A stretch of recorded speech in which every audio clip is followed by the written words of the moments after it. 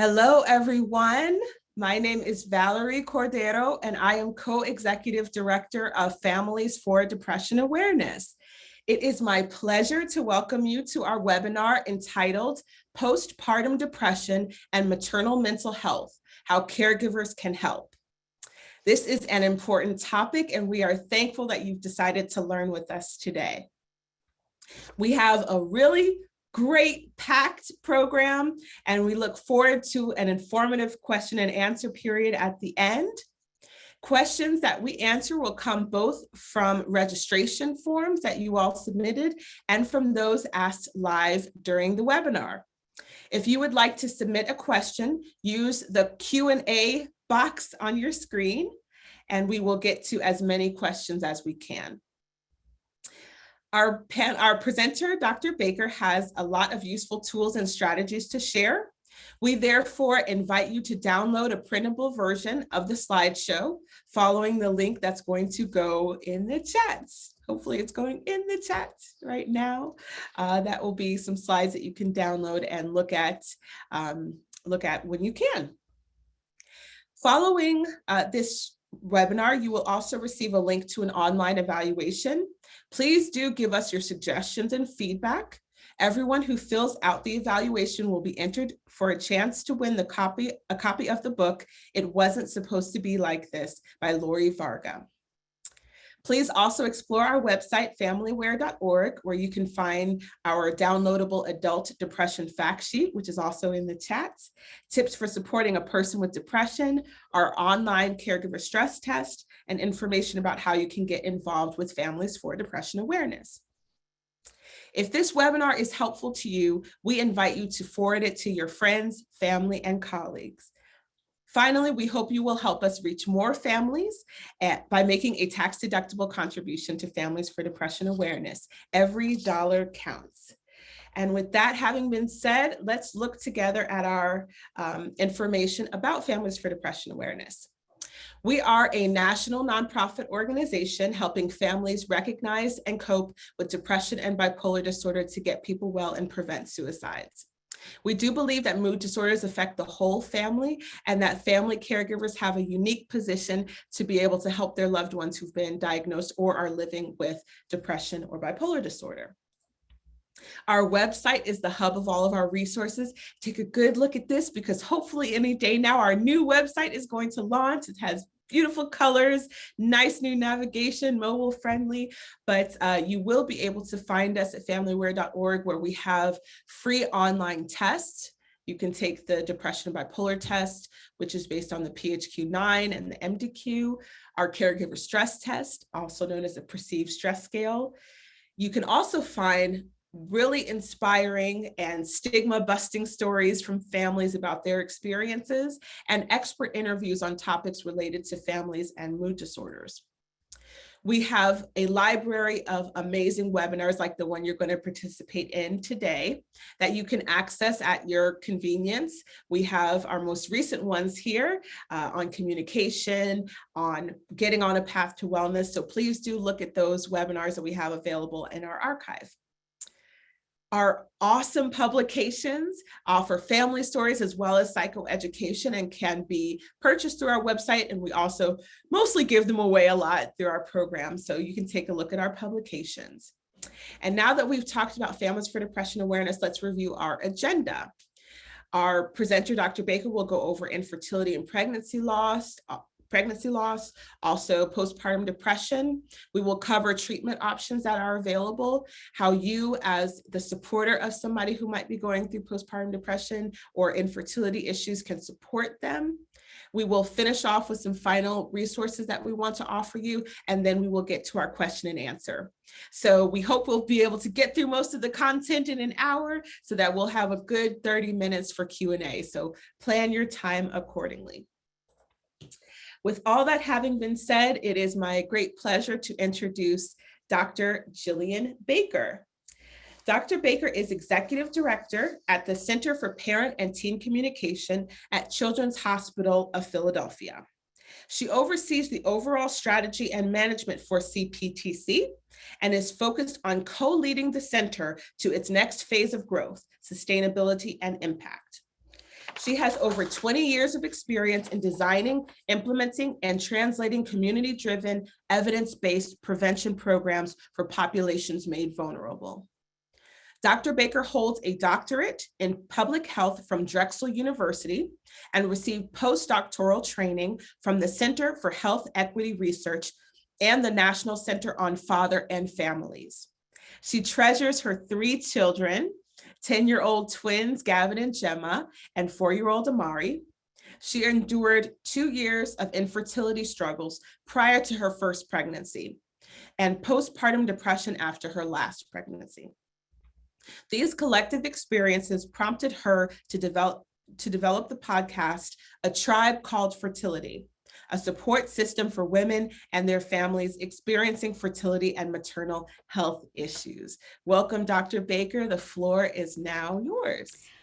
Good evening, everyone. Val, thank you so much for that amazing and warm introduction. I am so grateful to be with you all today and to take a deeper dive with all of you about these very critical issues surrounding infertility, maternal health, and postpartum depression among women, and how your caregivers can lend support to women, during these very challenging times in the lives of women. So Val, we can go to the first slide. So some of you, I think, did a poll. If you did not do this poll, please take the time to do this now. But the first question is, how much do you know about supporting a loved one going through infertility or postpartum depression? So let's see kind of where we land. Oh, this is great. So we have about 46% of you all saying you know some. So that's great. This is a very varied regarding your support, and that's great because we are going to learn some strategies today. And so let's just get right into infertility and where we are in the United States. So let's just start off with a definition about infertility. I think the word infertility is talked about a lot and is thrown out a lot, but there is actually a scientific definition of infertility from the Centers for Disease Control and Prevention. So infertility is termed as not being able to get pregnant despite having frequent unprotected sex for at least 1 year. And infertility can result from an issue with you, an issue with your partner, or a combination of factors. And I think that when I talk about infertility and talk about it as disparities, a lot of people don't know that this is a very common issue in the United States. So there are 7.4 million women and their partners who are affected by fertility related issues in the United States. And regarding specific disparities, Black women are twice as likely to experience infertility when compared to their white counterparts. And we can go to the next slide. And so some causes and risk factors for women regarding infertility are being age 35 or older and have been trying to conceive for 6 months or longer, having irregular or absent periods, having very painful periods, having a known history of fertility problems, having been diagnosed with endometriosis or pelvic inflammatory disease or PID, having had multiple miscarriages, or having undergone treatment for cancer. So this is not an expanded list. These are just some of the more common type of risk factors for infertility among women in the United States. So we can go to the next. So regarding men, because there are risk factors, infertility risk factors for men as well. And so some of those issues, the more common ones are low sperm count or other problems with sperm, a history of testicular, prostate, or sexual problems, having undergone treatment for cancer, small testicles or swelling in the scrotum, and a family history of infertility problems. So, another thing that's very important if you are struggling with infertility, or you and your partner are struggling with infertility, or you know someone who is struggling with infertility, I would recommend that you take a pause and have them think about or reflect on, was there anyone in their family, such as their parents or their grandparents, who may have had some fertility issues themselves. So that is also a very common factor. So we can go to the next slide. And so pregnancy loss in the United States, and regarding the definition of that, miscarriage is defined by the CDC as a spontaneous loss of a pregnancy before the 20th week.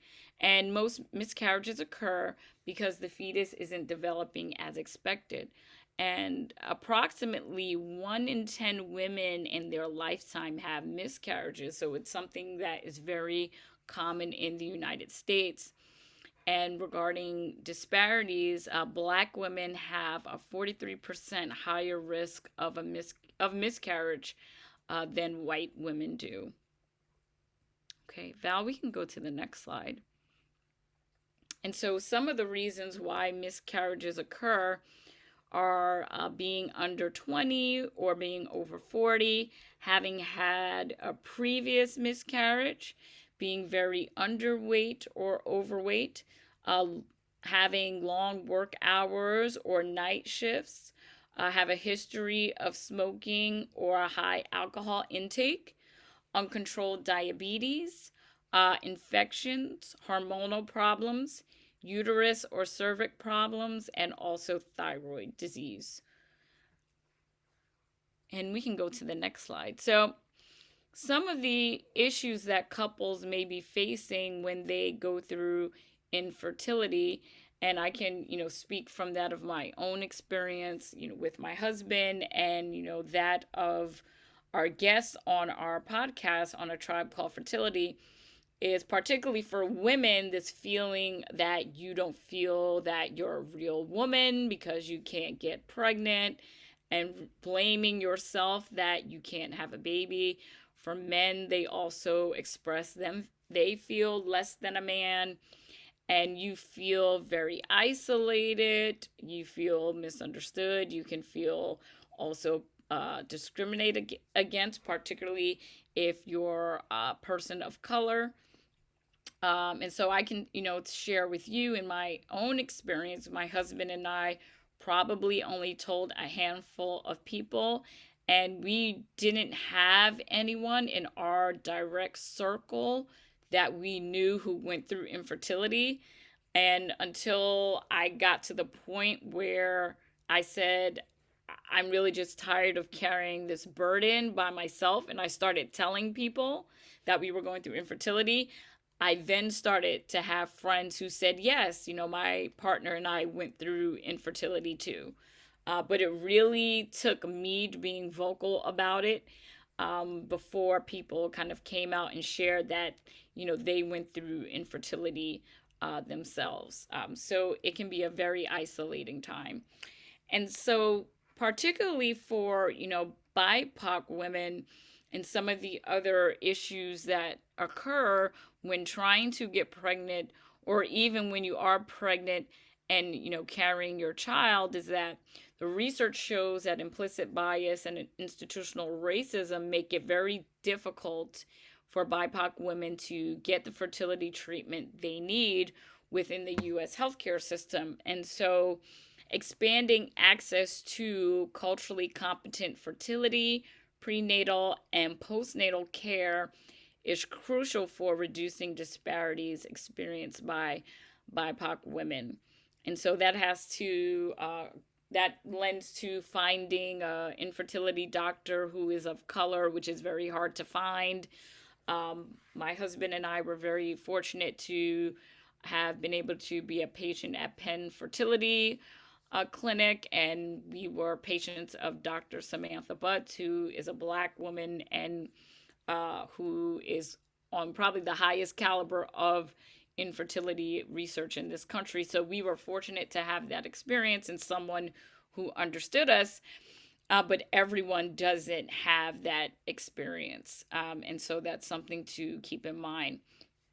And so when we think about the impact of these experiences on mental health and what women are dealing with when they're trying to get pregnant or when they experience pregnancy loss, there can be depression, anxiety, emotional distress that occurs, and some potential relationship challenges that might occur for couples going through infertility or pregnancy loss are marital conflict, separation, grief, loss, communication issues, guilt, and blame. Particularly because if you are unable to get pregnant, there oftentimes is a rift. Communication can break down. There can be a lot of finger pointing, and if you have not been able to get pregnant for a long period of time, you are experiencing loss and grief, and so you have to allow yourself time to go through these experiences and hopefully find the best support at these very challenging times. Val, we can go to the next one. So, issues regarding accessing infertility treatments. So, BIPOC women and marginalized communities encounter many barriers to fertility treatments, such as communication differences with healthcare providers, cultural stigma, including male and female aversion to being deemed infertile, cultural emphasis on privacy, unfamiliarity with and distrust of the healthcare system and providers, and also insurance factors such as insurance coverage, potential high out of pocket costs, and possibly no coverage, and also employers that may not provide coverage for infertility. I had, just for a quick example, I had a guest on our show, on our podcast, who went through 3 rounds of IVF at a clinic, infertility clinic that she found in Chicago, close to her home, as her and her husband, were trying to get pregnant. And she paid about $20,000 for each round of IVF. Didn't get pregnant any of those times. She took out a loan to pay the clinic, and about a year later, she saw her OBGYN, who basically did a full workup and told her that she had so many fibroids that she would not have been able to get pregnant at all. And so she went into debt, had to repay these loans, never got pregnant with this baby, and her and her husband divorced. And so it's a great example of these complicated challenges and issues for BIPOC women when trying to have a baby.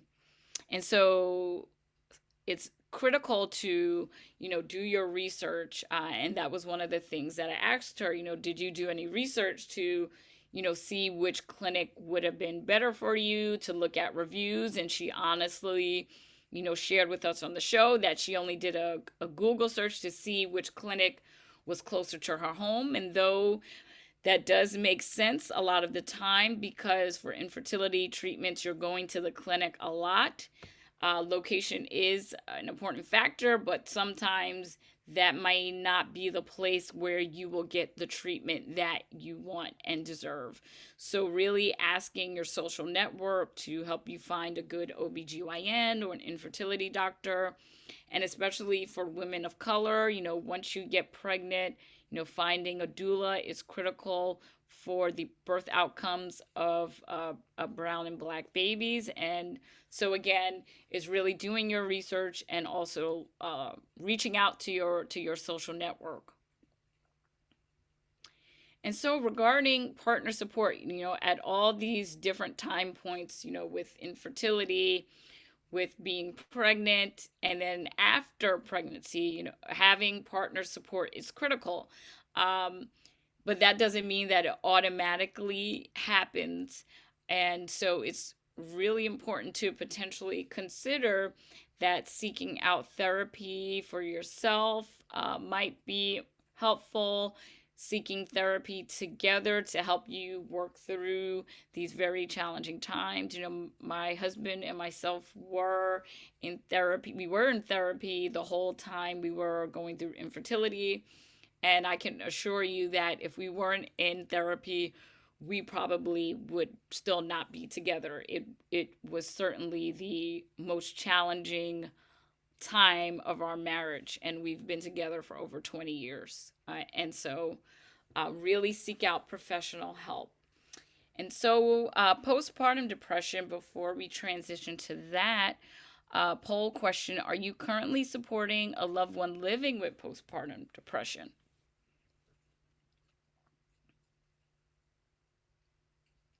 Okay, so we have about 20% of you are saying yes. Okay. So and the majority are saying no, and that's great. So hopefully this section particularly will be informative for you all, and for you all who are not supporting a person yet. This is something that hopefully you can share with other people who are going through postpartum, or a friend or a family member.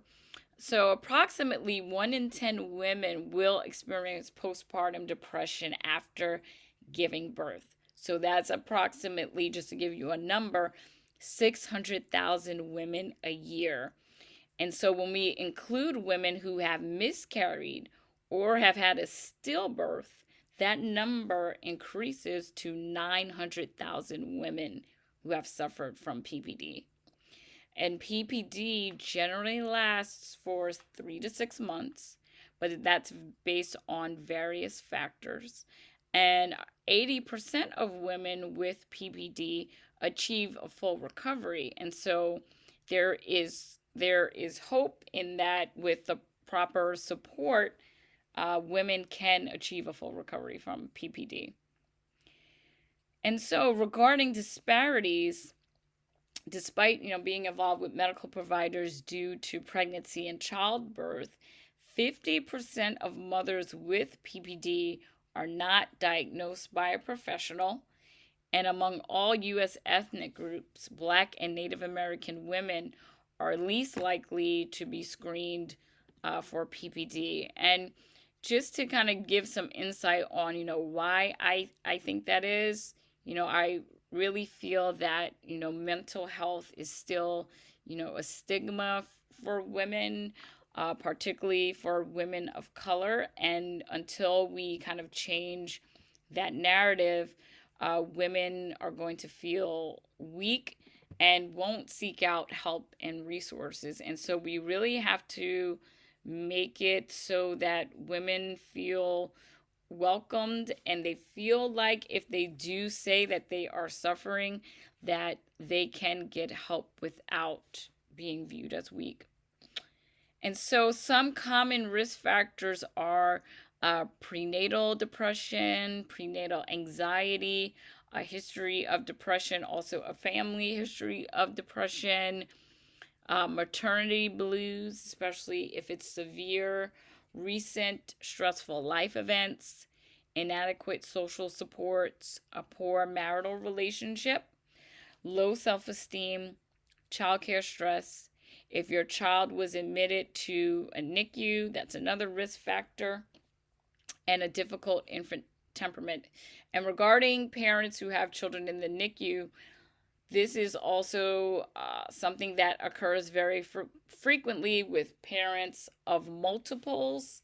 And so, if your partner is pregnant with twins or triplets, this is something you want to keep in mind, that if there's a NICU stay, this may be a risk factor for PPD.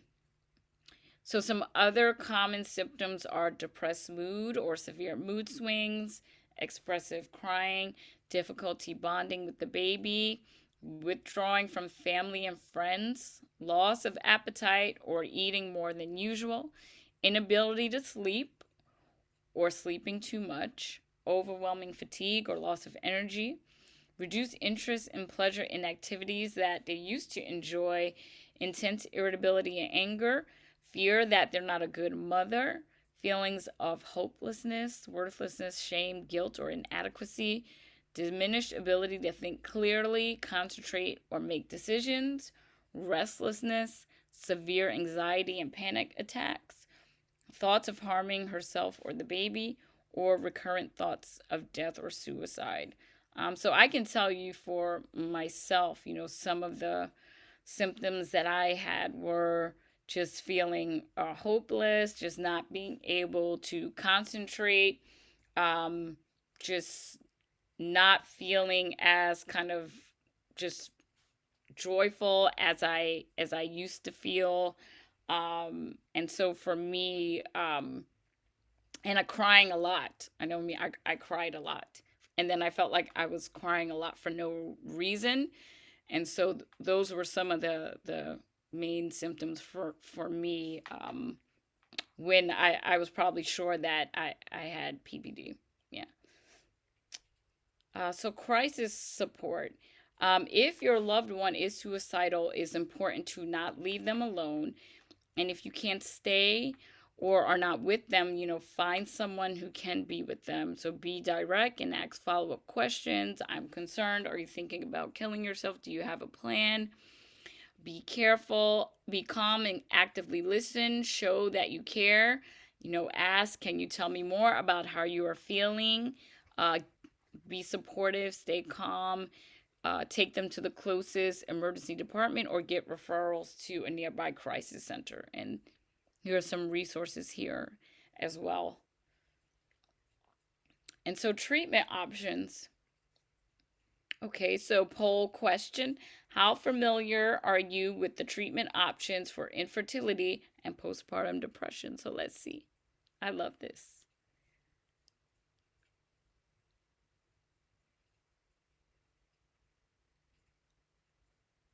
Okay, so we have about 40% somewhat familiar, about 24% familiar, 11% very familiar. Okay, that's great. So hopefully everyone will be learning something with this. So it's important to have a personal network for emotional caregiving and logistical support. Support groups for your loved one and you, especially during infertility treatments, throughout pregnancy, and even after delivery, um, can be critical for making changes toward a full recovery. Considering therapy for your loved one, for yourself, and for both of you together. Medication, in some cases, such as antidepressants, may be used, although they can have some potential impact on breastfeeding. So I can share with you all by the time that I was able to really accept that I had postpartum depression, and talking to my husband, who told me that I needed to talk to my doctor. It was 6 months post having my last son Amari, and I had just stopped breastfeeding him as well. So I was able to be put on Zoloft, on I think 50 milligrams, because I wasn't breastfeeding him anymore, and that was one of the things that I did talk to my doctor about when we were deciding on the best treatment options for me. Yeah. And so there are also community support groups for infertility support, Fertility for Colored Girls, Fertility Out Loud, the Fertility Institute, resolve.org. There are also a number of prenatal support groups, Cherished Mom. There's one at Children's Hospital Philadelphia, at my company, stretchforwomen.org. And then postpartum support groups as well. Maternal Health Now, postpartumstress.com. Also, postpartum.net has actual meetings that you can look at and see the schedule. So very comprehensive sites here with resources depending on where you are and where you and your partner may be.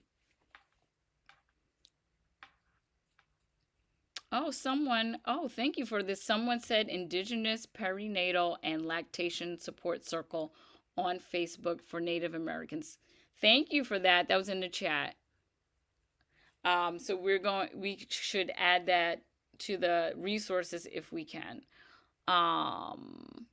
So where to get help? So who's in your insurance network? So it's very important if you do have insurance from your employer, to start with seeing, okay, who will be covered by your insurance. Also, does anyone have any recommendations? Talking to your friends, talking to your colleagues, your coworkers, neighbors, your religious community. I can tell you that with Amari, I wanted to have a different experience because with the twins, I had a high risk experience where I was in the office, I think, every week and rotated providers. And so with just having a singleton, just having one, I said I didn't want to have that experience again.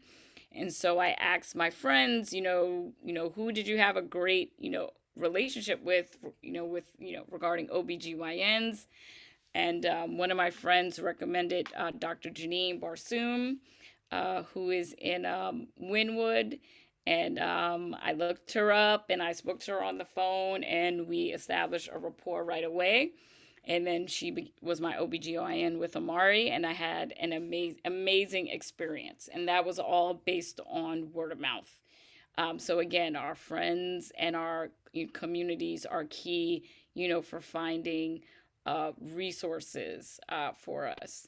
Also, are there clinics in your, community, hospitals, mental health and community clinics, and also, looking online as well for resources.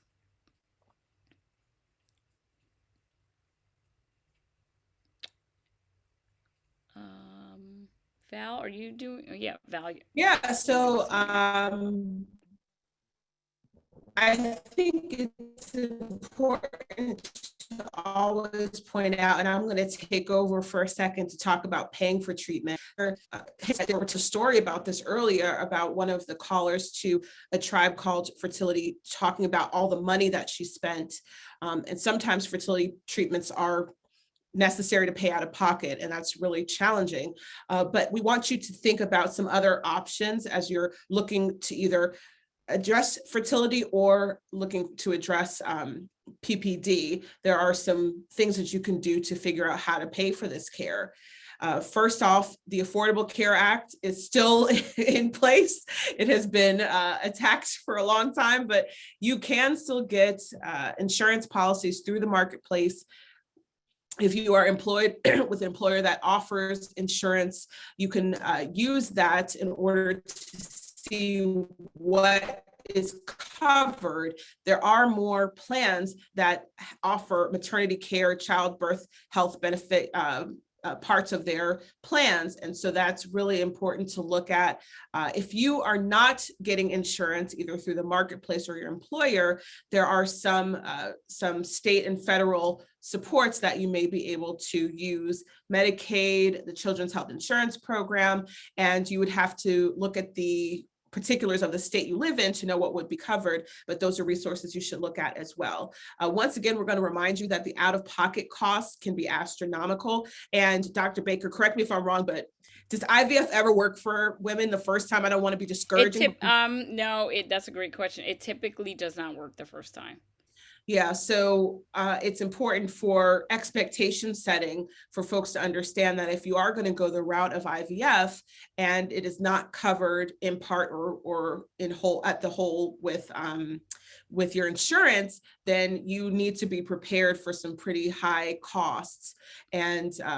And so you would have to make sure you have a lot of savings, or as you said, the caller that you talked to went into debt in order to pay for it. So just keep that in mind, that out-of-pocket costs can add up pretty quickly. So yeah. Yeah, and I would also say that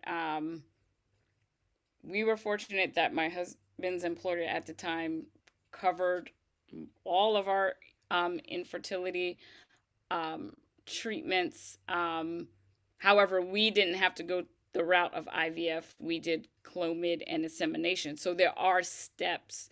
So you don't always, IVF is not always the first option.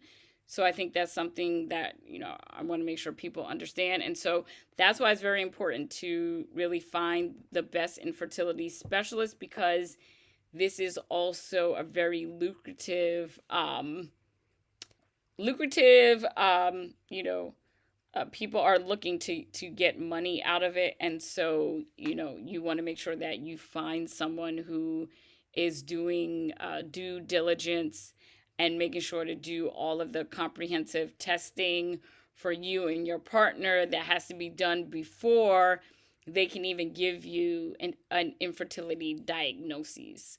And then from Yeah. there they give you options of what you can do. And it's typically, it can vary. And so again, when a lot of people change or keep your insurance, you might want to make sure that you look at all those options for insurance and pay attention to what your company or your partner's company pays out for infertility. And Yes, because you may need to switch you may to the need to other one, switch. even if it's just for a period of time in Yes, order to get as much as exactly. possible covered. Yeah, because we ended up having to switch plans once I was pregnant to offset those costs with paying hospital bills. So it's critical to pay attention to your insurance plans. It is, and there was a question. Hennessy did ask how much is the treatment without insurance. We had an average cost for IVF on the previous slide that says it averages around 12,000 for one fertility treatment. But of course, again, that's going to vary widely depending on the provider and if insurance Yes. is covering any of this. There are also some great resources that we have here on financial assistance with infertility treatments. So if you haven't downloaded the slides, make sure you do, so that you can see all of these links if it's something that you are interested in and you're looking to get more information about how to pay for this. Here are some resources on this slide. And so thank you, Val, for that. And so with supporting your loved one, go to the next slide. And so addressing signs of a PPD in your partner, recognizing the symptoms and maybe not waiting to, intervene, and saying, I noticed that, you were really down today, or, you were crying a lot, encouraging a loved one to seek professional help. I, in my own experience, I have a degree in counseling psychology. I knew myself that I had depression. I have a mother who has a history of depression. However, it took me talking to several women friends and asking them, "Did you have postpartum depression?" For them to say, "Yeah, Jill, I had it, and yeah, it's common." And I think for me that was key, because I think there was part of me that felt like, I was, strong. Maybe it wasn't a big deal, and maybe I could get over it. But day by day, was going by, and I wasn't getting better, and I wasn't, showing up the way that I wanted to show up, for myself or for with my kids. And so yeah, it was a process even for myself and for my husband to say, it's okay. I will help you. Let's call your doctor right away. And my doctor, validated, my feelings and me, um, you know, taking my time to kind of, come to him. But he, expressed to me it's very common. I have many, patients who have, PPD, and so you're not alone. And so, for me, that was, very important. And also, providing, practical support and listening to your partner, trying not to fix, but just validating, feelings, using I statements, saying, understand how you feel, asking what would be helpful. There might be some other ways that, you can get help, could be, having some time alone to go to a doctor's appointment and not having to take the kids or taking the baby with you, um, talking to some family members or talking to friends, um, and then also, setting boundaries if needed. um, and I can share with you all that another common experience of couples going through infertility, as I said earlier, is this feeling alone or feeling like that no one is in your situation or understands. And so there are a lot of triggers that can happen. And a very common trigger for couples going through infertility, especially women, are baby showers, kids birthday parties, Halloween. That was one of my triggers. And so it got to the point, I would say probably a year after, starting infertility treatments, that we were, still not pregnant. And I made a decision to not go to any baby showers or not go to any parties unless it was my direct family, because every single time that I went, I ended up crying or having a breakdown. And I just said, this is the time right now that I'm going to set these boundaries for myself, and being okay with that, and talking to my partner about that and having support. And so, when I was on the other side, and after I did have my kids, and then having friends who were not able to get pregnant and going through infertility, I, offered the same grace to them. Like, don't come to the kid's birthday party, don't come to the baby shower. I will still love you. I will understand because I was there. So it's giving people, that grace or understanding, because again, it's such a challenging time where you really feel alone a lot of the time. Also, promoting wellness is key as well. So creating and honoring me time, getting quality sleep, staying hydrated, practicing mindfulness, exercising and getting outside. So I'm a big yoga person. So I did that a lot, through all of my, challenges of not, infertility, when I was pregnant, and then after as well. Getting outside, and yeah, and focusing on what you can. Like I said, if you need to have barriers so that this can be, a less heavy experience for you, I think that people need to understand. And if you feel that you can't communicate that to people, that's also what your partner is for as well. They can also have conversations with family members or loved ones if you decide that, you're not going to that function. Um, we have another poll. I was Oh, also go ahead, gonna Val. say, while people are filling out that poll, I think it's for anyone who has been a new mom, and if we're talking more about on the PPD side, this is where the partners, the spouses can really play an important role, because you need to help create space for mom to promote wellness, to practice her own wellness. And she can't get quality sleep if she's always the one getting up with the baby. She can't address her PPD if, when you were saying before, if she can't get to the appointments because nobody's there to watch the baby. So you can really help as the loved ones around mom to create space for her to practice that and promote that wellness. So I wanted to say that, if you want to go ahead and share yes, thank you.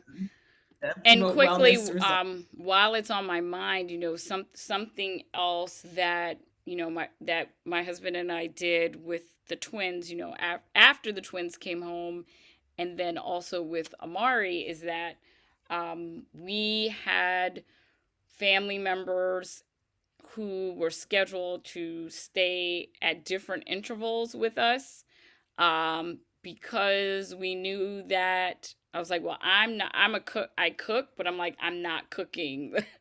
At least the first 4 to 6 weeks, like, I'm not cooking. I don't want to even feel the pressure to have to cook or clean. And those are real things that women, mothers, we often think we could just bounce right back into that when we get home with the baby. That's an absolute don't do it. And so don't do it. Don't do it. Don't do it. Don't do it. Even if you need to hire, some temporary house cleaning help and have someone come once a month and clean the bathrooms, and and you're not doing it, that is key. So again, another way to keep your self-care and to keep your time and your energy and some of your peace. And also, knowing that you're not alone, and reaching out to your family, friends, and community for support, asking for help when you need it, and, keeping hope that things, will get better, because they will and can get better. Oh, all right. I'm going to unmute myself as people. I'm also going to turn my camera on here as people fill out this last poll. That was such a wonderful download of information, Dr. Baker. Wonderful discussion, both on infertility and on postpartum depression. How you, as a person who's going through it, can be kind to yourself, and also how the caregivers, the partners, the support system can also support mom in making sure that she is going through this process with as much with as little pain as possible in often painful processes. Right. So we're going to discuss FFDA resources with people one more time. Did we get to see those poll results about what people, here we go. How much did you learn about supporting folks? I'm so glad to see that over 90% of people really learned something from this content. And guess what? The learning is not over yet. Dr. Baker is not going anywhere. Oh, no. We are going to have Q&A. We have questions that were submitted before our registration, and if you have any questions that you want to have us address, you can go ahead and start putting them in the Q&A bank right now. And after I go over some resources, Dr. Baker is going to answer your questions. So feel free, or you can, if you have a comment that you want to say that we should react to, we're happy to continue this really important discussion. We want to encourage everyone who is on this webinar, if you have a person in your life who's experiencing postpartum depression, come together and create a family action plan, or if they're experiencing any other kind of mood disorder. It can be really difficult to figure out what your next steps are if you are going through a tough time. We really recommend that people narrow down the overarching issue to 1 or 2 problems that can be addressed with action items that are time specific, so that you can start to tackle these bigger issues one at a time. So if you're wife or your daughter is experiencing postpartum depression and you all don't know what to do, maybe the number one thing is to make sure she has an appointment with her PC, her primary care provider, with her therapist if she already has one. And we're going to do that. Or if she doesn't have one, we want to make sure that we can find one for her. So you narrow it down to steps. Okay, who's going to do it? Who's going to make the phone calls? Who's going to create the list and work on that action plan? So we really encourage you to use the link in the chat, download the family action plan, and put it into practice. It's also a way to not focus on, well, mom loves me more, dad loves me more. No, right. That's not the time to be hashing out those issues. Really, really pare it down. So please use that as a tool. We've already gone over a lot of the things that are available through the familyaware.org site. So this is just a list of those resources. Again, if you have questions, go ahead and add those to the Q&A while we're going through these. We have several different resources on this slide of other ways that you can reach out for help. Please consider calling Department of Veteran Affairs if there is a loved one who is a veteran and needs support. Su Familia is the National Hispanic Family Health helpline. 211, wherever you are, will be able to give you information and resources. It was on a slide before, but coming very soon will be 988, which is going to be the alternative to calling 911 for mental health emergencies. I believe that's going to come online in June or July. So we're not pushing it too much yet to folks because it's not yet available, but be aware that there will be a new way to get emergency help that doesn't involve calling the police or an ambulance if that's not the appropriate resource for the situation. So be on the lookout for 988 being available very, very soon. When we are all done with the program, we're going to remind you to fill out our survey because we have copies of this great book, Postpartum Depression Survival Guide by Lori Varga, called It Wasn't Supposed to Be Like This. We want to give this book to folks who fill out our survey. Only a few of you will win it. So everybody, please fill out the survey. And you may be able to win a free copy of that. We are so thankful to our corporate members, to our program sponsors. So we have Takeda, GeneSight, Massachusetts Department of Public Health, and Takeda Lundbeck Alliance. We also thank people like you who donate and support our work so that we're able to offer free resources to anyone who needs them regarding mood disorders and wellness. Thanks, Dr. Baker, for spending time with us. And with all of that having been said, we are going to get to question and answer. So, Dr. Baker, one of the questions that was submitted before the program was, how can partners recognize the symptoms before the person with depression gets angry or upset? So I don't want them to get angry. I want to see what's going on ahead of time. And is it possible? I guess there's a two-parter there. Is it possible to recognize those signs before they happen? And what would you be looking for to help your partner before they got angry or upset? That's a great question. I think it's knowing your partner very well and kind of, knowing their characteristics and how they, typically move and go through their day or kind of go through their lives. And there might be things that you see that you're like, that seems kind of off, or that doesn't seem like them at all. I think sometimes the symptoms can also sometimes affect your partner at work or at school or at a social activity. And so if that does occur, that could be another time to say, hey, we were, at, the kids' recital, and then, you just started, crying, for no reason. Do you feel that there's something going on? Do you feel that, it might be depression? Have you been feeling like this, for, a good amount of time? So I think that, just kind of just paying attention to like any differences or kind of nuances that you might see in your partner. Um, and the reality is that if you do ask your a partner, do you think you might be depressed? I mean, there might be some anger potentially, um, but it could also be because that person is experiencing denial, and I can say that from my own experience that I did not want to admit that I had postpartum depression, um, and that was because of me equating it to being a failure to my kids, or me being weak, and I'm supposed to be a strong woman, and being a black woman and being a strong, so it's like having to break down all of these labels and all of these associations. And I think knowing that if your partner does come to you and ask you if you're depressed, potentially, that it's coming from a place of love and a place of them caring, and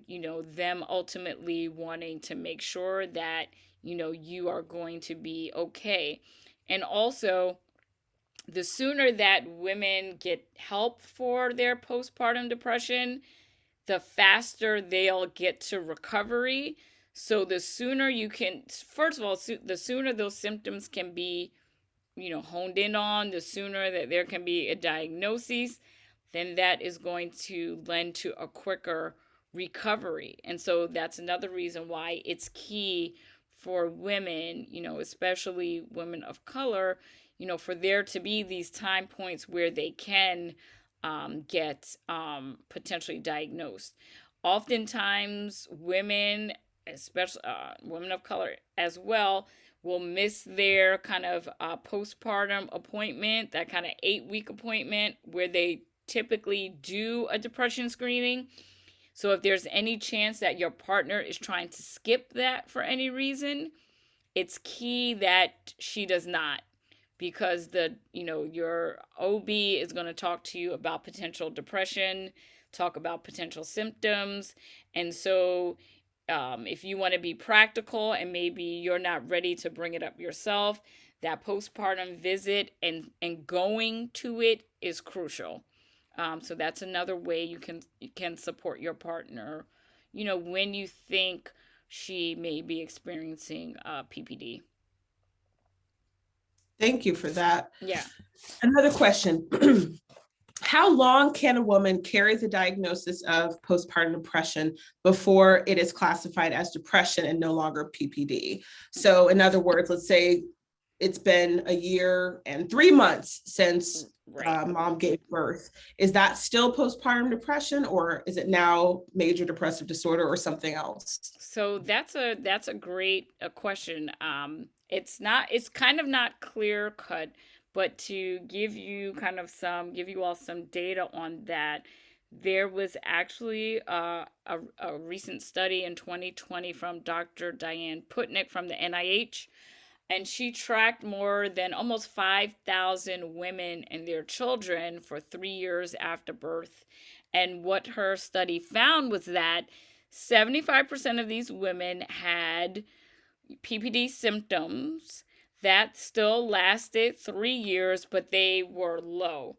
And then in this study, there were only about 5% of women who had high levels of postpartum depression still 3 years after giving birth. So that means, what I kind of translate that as, the majority of women will have some, low levels of postpartum or depression, 3 years after. So even myself, my son is 4, I still have depression. So I'm still on the same medication.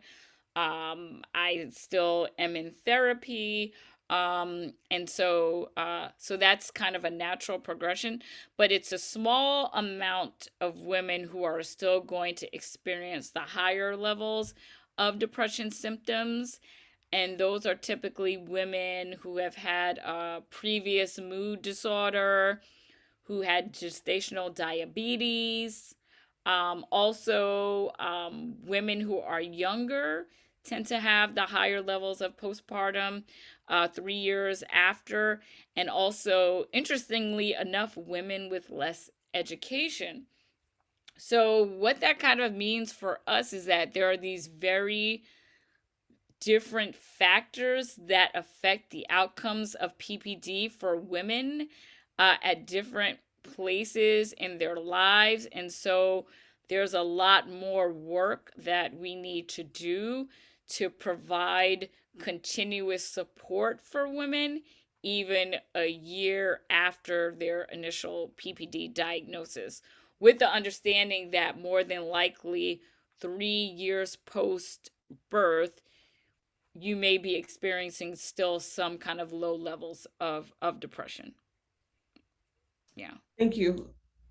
There is also some questions about being able to tell if a woman is going to have postpartum depression while they're still pregnant.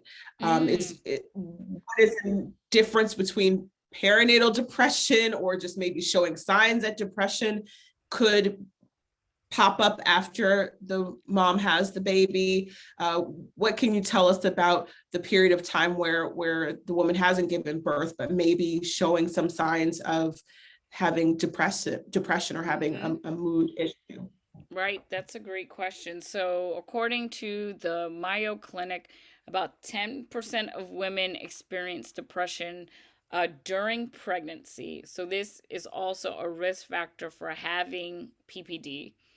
Um, and so, also, women who have a family history of depression, who have had premenstrual dysphoric disorder, PMDD, who have had complications in pregnancy, if they've had multiples, if they've had infants who have gone through infertility treatments. And so that makes sense. So women who have gone through infertility are also more likely to have perinatal depression, and that has a lot to do with what I shared before about those feelings of isolation and guilt that you have prior to getting pregnant, that kind of just don't automatically go away once you get pregnant. And also, women who have any form of diabetes, type 1 or type 2, or gestational, are also more likely to experience depression during pregnancy. Yeah. And I would say if you are in that situation and you already have a heads up that either the woman is experiencing some depressive symptoms or has a history of having depression, or never did, but you're, like I said, seeing signs, that's a good time to start putting some of the things that we listed before in place. The resources, yes. Start putting start looking for those mental health providers, start making sure that you have support systems set up for when mom gives birth and comes home with baby and maybe already feeling really overwhelmed.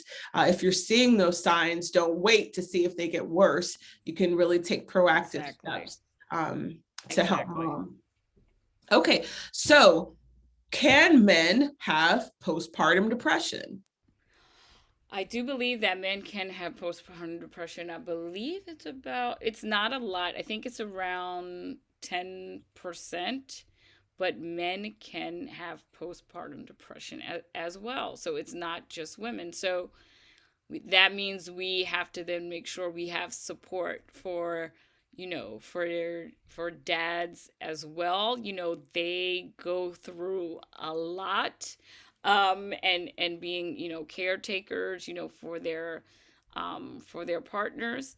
And so again, if there is a father who is feeling depressive symptoms, hopefully we want to make sure that he feels he can come out and say he needs support, or he's recognizing these symptoms, and so for his partner to be there for him as well.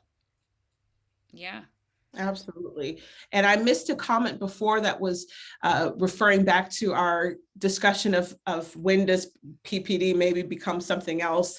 Thank you, Georgiana, for saying that. I think Georgiana might be a prescriber, and Oh, she starts somebody on treatment for PPD. She recommends keeping them on it for a year, yeah. starting to wean, and then just seeing if the mood disorder comes back. And then I'm sure at that point she reassesses and tries to figure out, well, is this a mood disorder and not still PPD? So thank you, Georgiana, for that comment Yes. and for giving us the prescriber perspective on that. Yes. Thank you so much for Um, that.